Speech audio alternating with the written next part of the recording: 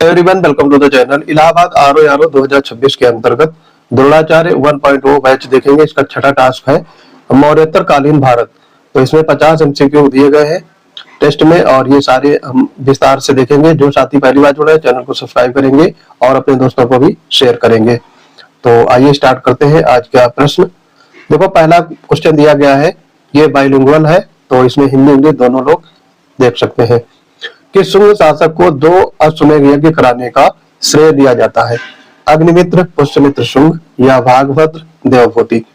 तो 2 अश्वमेध यज्ञ कराया था पुष्यमित्र शुंग ने। बी पार्ट आपका राइट हो जाएगा। ये मौर्य वंश के अंतिम शासक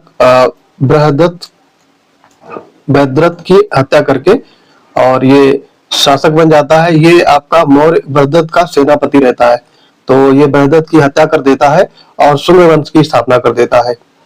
इसके अयोध्या शिलालेख में इसका वर्णन मिलता है कि इसने 2 अश्वमेध यज्ञ कराए थे।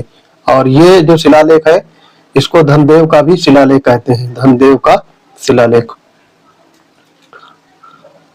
तो इसके शिलालेख में यानी अयोध्या शिलालेख में ये प्रमाण मिलता है कि पुष्यमित्र शुंग ने 2 अश्वमेध यज्ञ कराए थे। नेक्स्ट क्वेश्चन बढ़ेंगे।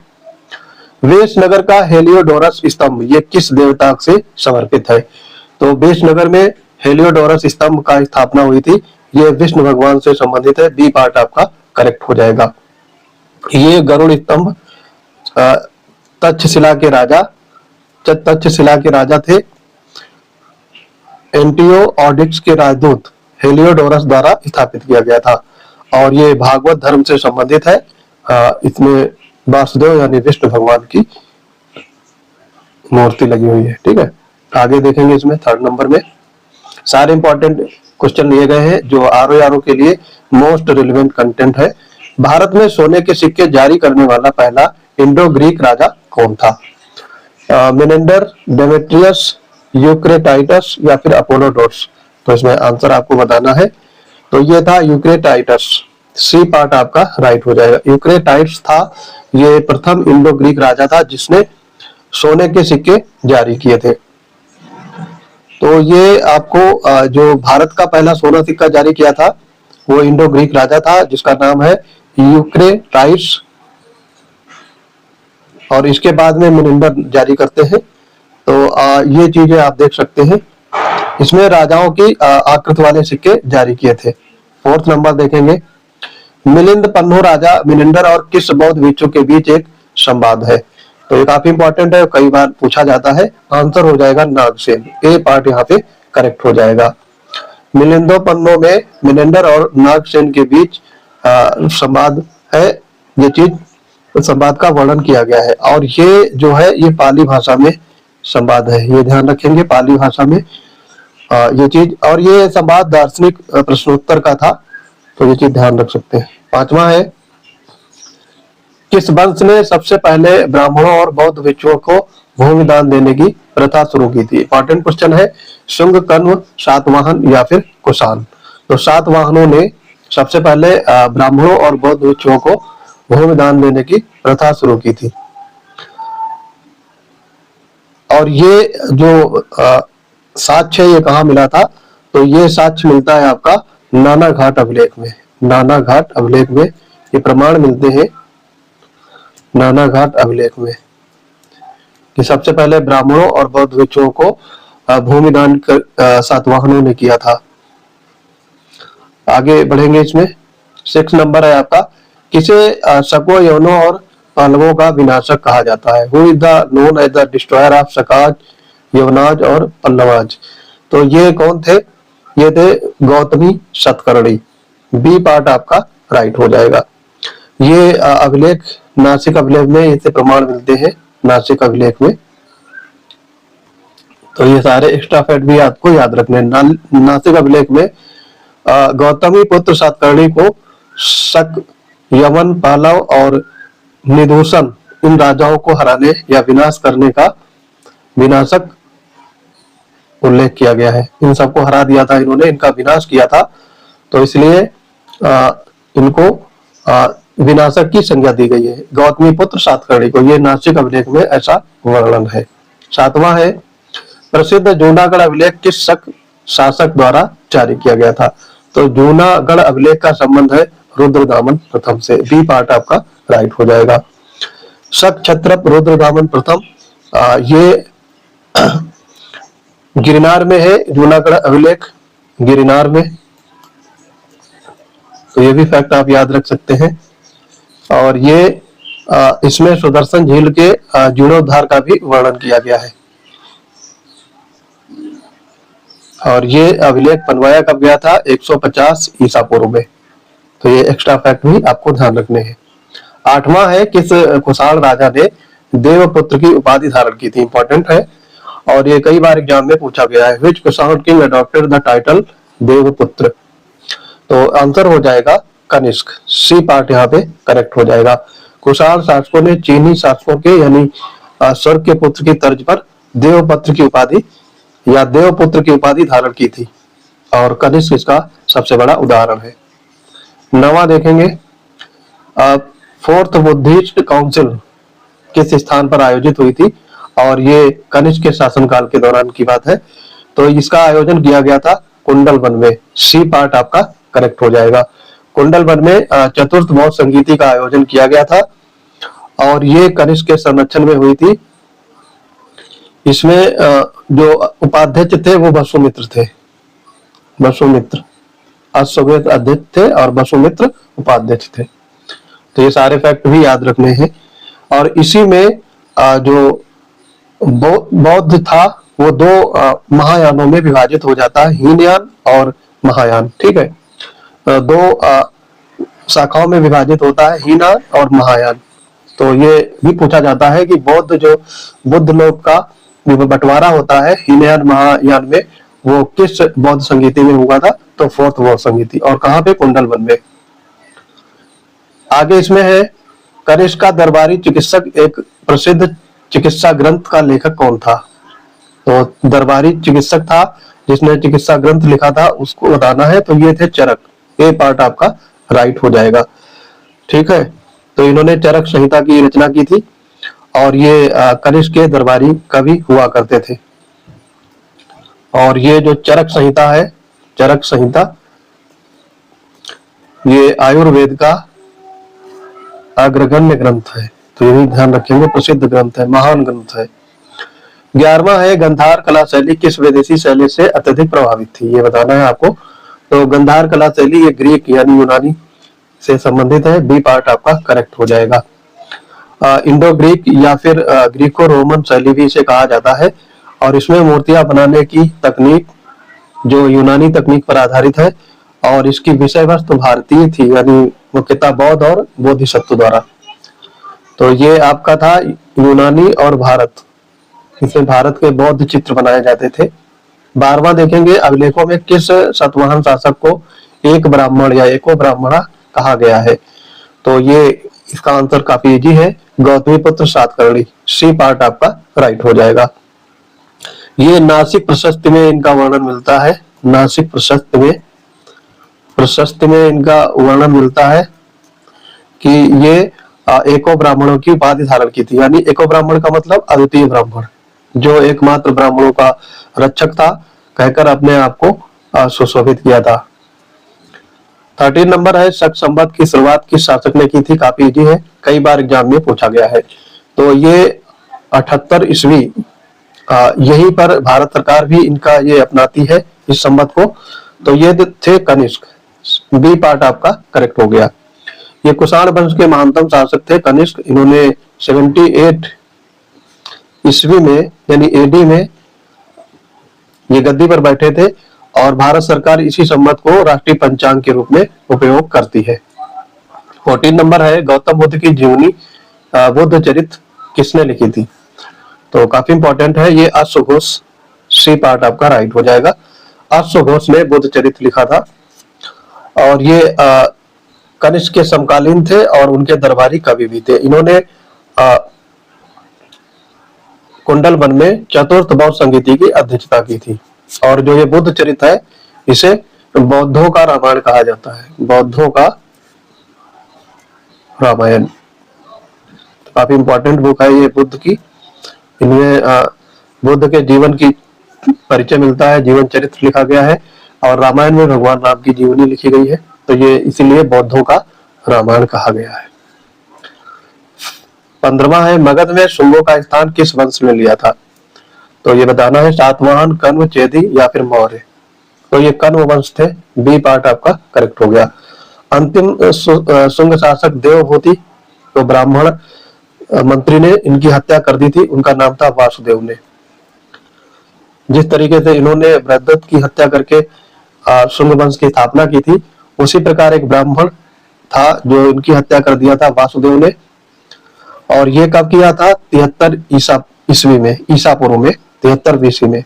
और उसके बाद में मगध पर कण्व वंश का प्रशासन स्थापित हो जाता है।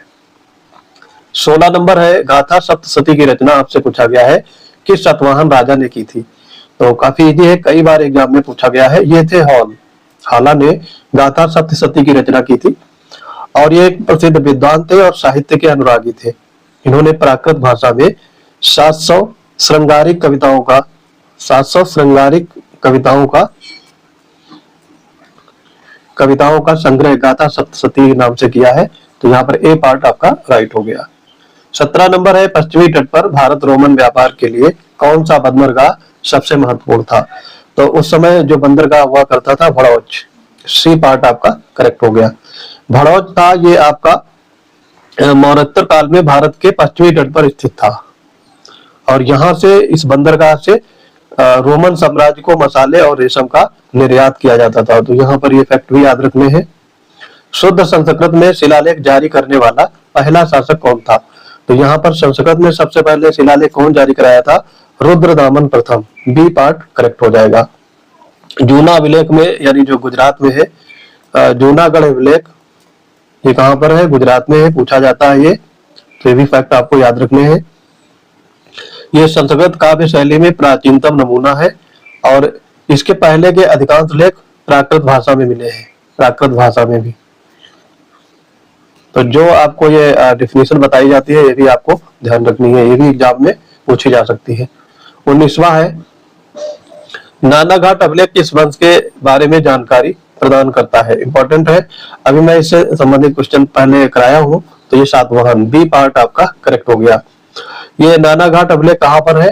ये महाराष्ट्र में स्थित है, और गौतमी पुत्र सातकर्णी प्रथम की, ये महान शासक जो सातवाहन के रहते थे, सातकर्णी प्रथम की उपलब्धियां और उनकी रानी नगलिका द्वारा यज्ञों की जानकारी प्रदान कराता है। तो ये है नानाघाट अभिलेख, और कहाँ पे है ये? महाराष्ट्र में, पुणे जिले में, महाराष्ट्र के पुणे जिले में नानाघाट अभिलेख अवस्थित है।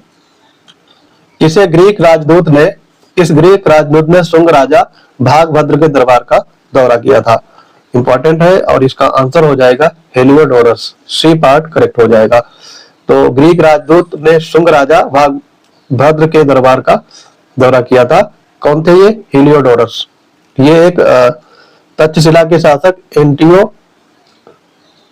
तक्षशिला में एक शासक रहा करते थे जिनका नाम था एंटिओलकीडास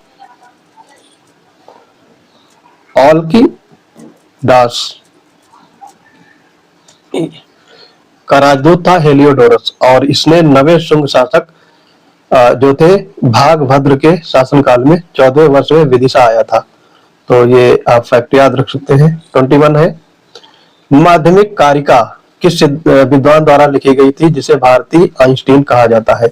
तो ये माध्यमिक कारिका ये लिखा था नागार्जुन ने, ए पार्ट करेक्ट हो जाएगा। और इसे भारत की आइंस्टीन भी कहा जाता है। ये कनिष्क के दरबार के प्रसिद्ध बौद्ध दार्शनिक थे, कनिष्क के दरबार को सुशोभित करते थे। इन्होंने प्रज्ञा पारमिता सूत्र, यानी जो माध्यमिक कारिका कहा जाता है, में शून्यवाद का सिद्धांत दिया था, और इन्हें भारत का आइंस्टीन भी कहा जाता है। किसको? नागार्जुन को। कहा जाता है कि सेंट थॉमस ने किस इंडो पार्थियन राजा के शासनकाल में भारत का दौरा किया था? तो ये थे गोंडो फर्नीच, बी पार्ट यहाँ पे राइट हो जाएगा। ईसाई धर्म के प्रचार प्रसार के लिए सेंट थॉमस पहली बार, या पहली सदी जो स्टार्ट होती है फर्स्ट सदी में, इन्होंने भारत की शासन, जो गोंडो फर्नीच का शासनकाल था उस समय भारत आए थे। तो ये फैक्ट याद रखते हो। 23 नंबर है, किस वंश के सिक्कों पर जहाजों के चित्र अंकित थे जो समुद्री व्यापार का संकेत देते हैं? ऑप्शन है कुषाण, सातवाहन, शुंग या फिर कण्व। तो यहाँ पर सातवाहन आंसर हो जाएगा।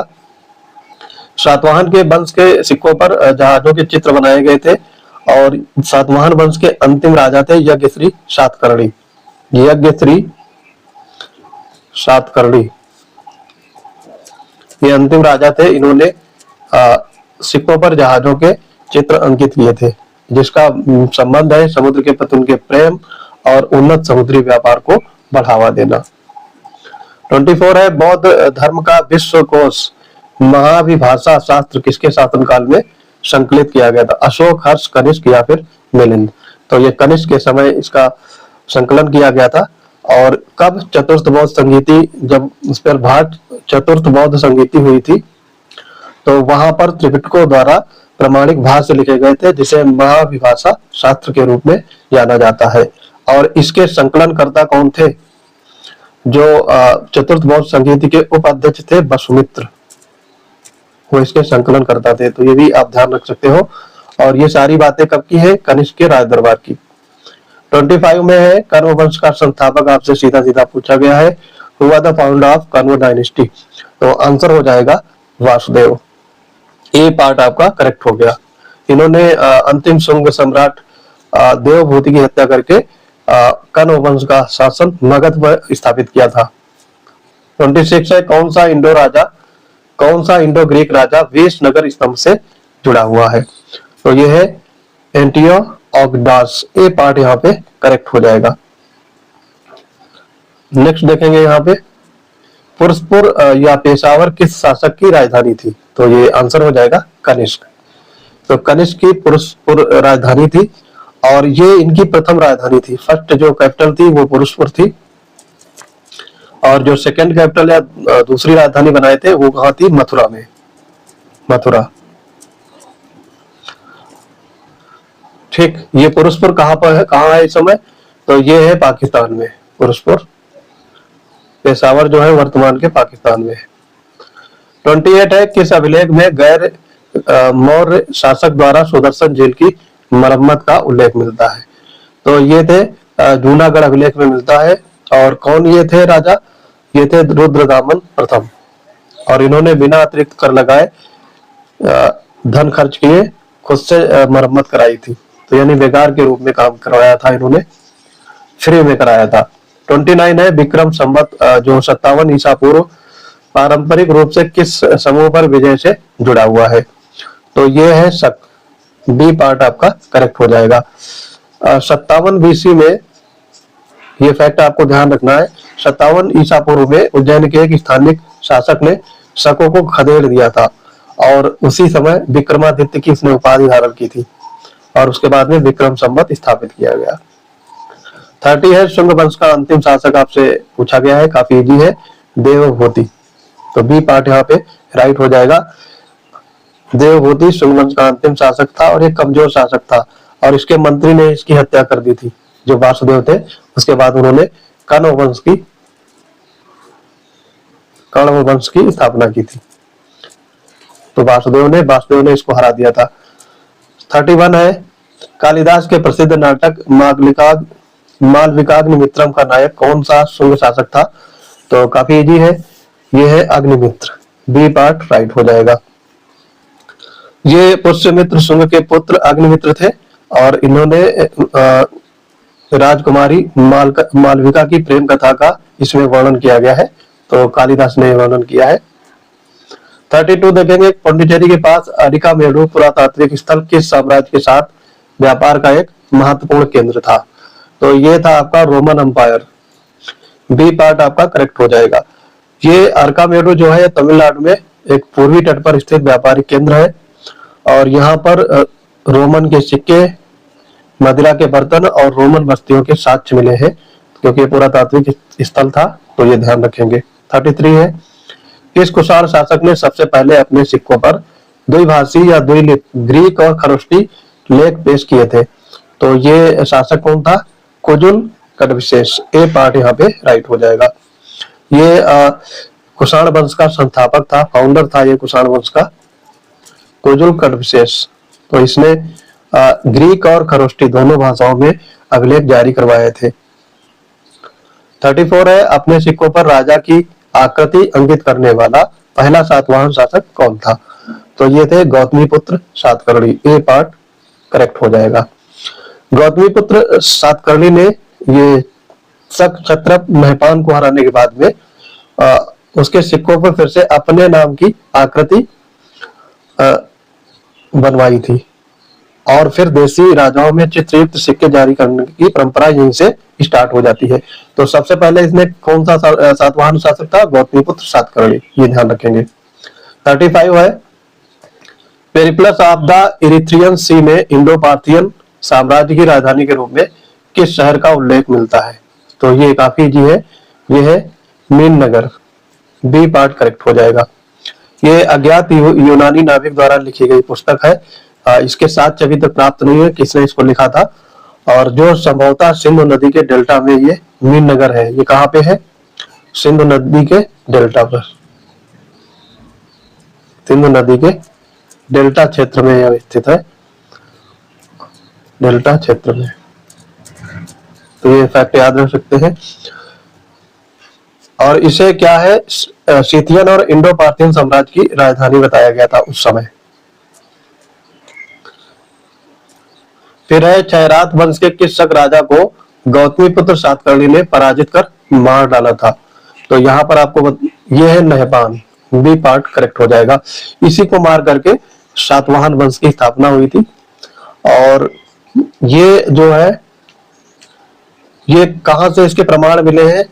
जोगल थाबी, जोगल थंबी, ये महाराष्ट्र में है। यहां से इसके सिक्कों पर ऐसा प्रमाण मिला है कि ये जो क्षयरात वंश के शासक नहपान को गौतमीपुत्र सातकर्णी ने पराजित करके मार डाला था। 37 नंबर है, भरूच के स्तूप का किस वंश के शासनकाल के दौरान महत्वपूर्ण रूप से जीर्णोद्धार और विस्तार किया गया था? तो ये थे शुंग वंश। बी पार्ट करेक्ट हो गया। मध्य प्रदेश में सतना जिले में ये भरहुत स्तूप स्थित है, जो मौर्य काल में ईंटों का बना हुआ है। तो ये भरहुत स्तूप जो है, ये ईंटों का बना हुआ है। और इसमें शुंग काल के चारों ओर, शुंग काल में इसके चारों ओर पत्थर की जालीदार चार दीवारी और तोरणद्वार बनाए गए थे। तो आपको बेसिक क्या याद रखना है, स्तूप भरहुत ये कहाँ पे है?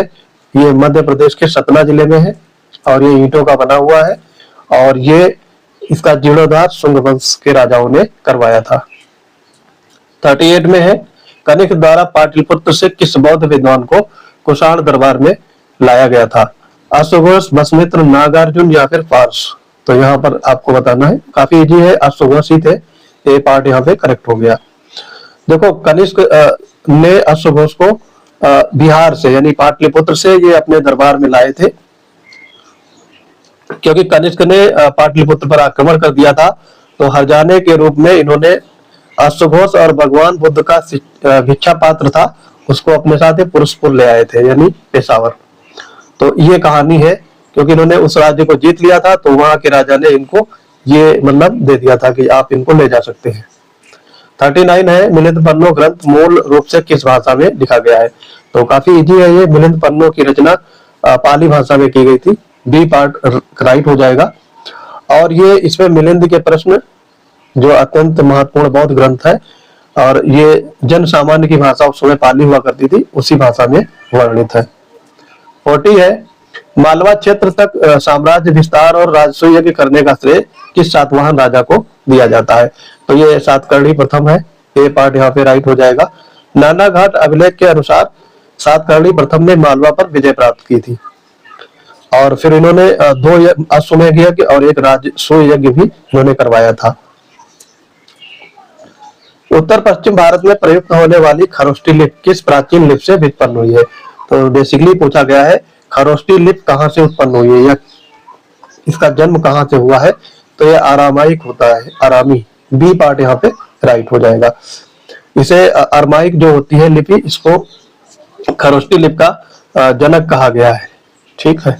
और ये लिपि है दाईं ओर से बाईं ओर लिखा जाता है, दाईं ओर से बाईं ओर, जैसे उर्दू लिखते हैं उस तरीके से, इधर से ऐसे।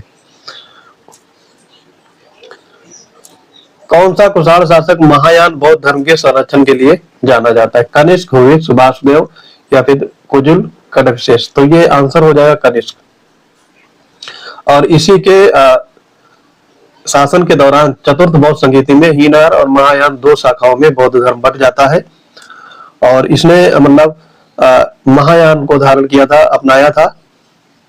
और इसी शाखा में भगवान बुद्ध को देवता मानकर पूजा की जाती है। तो हीनयान जो होते हैं वो भगवान बुद्ध को देवता नहीं मानते हैं, जबकि महायान देवता मान करके पूजा करते हैं। हीनयान पूजा नहीं करते हैं, उनके शिक्षाओं को धारण करके उपवास रखते हैं। आगे है इसमें घोरुंडी अभिलेख जो राजस्थान में है। घोसुंडी अभिलेख राजस्थान में किस लिपि में लिखा गया है? तो ये ब्राह्मी लिपि में लिखा गया है। बी पार्ट आपका राइट हो जाएगा। और ये दूसरी शताब्दी में राजस्थान के चित्तौड़गढ़ से प्राप्त हुआ है। घोसुंडी शिलालेख ये ब्राह्मी लिपि और संस्कृत भाषा में था। तो ये ब्राह्मी लिपि में है और संस्कृत भाषा में। और ये कहाँ पे है? राजस्थान के चित्तौड़गढ़ से प्राप्त हुआ है। इसमें भागवत संप्रदाय के प्राचीनतम साक्ष्य मिले हुए हैं।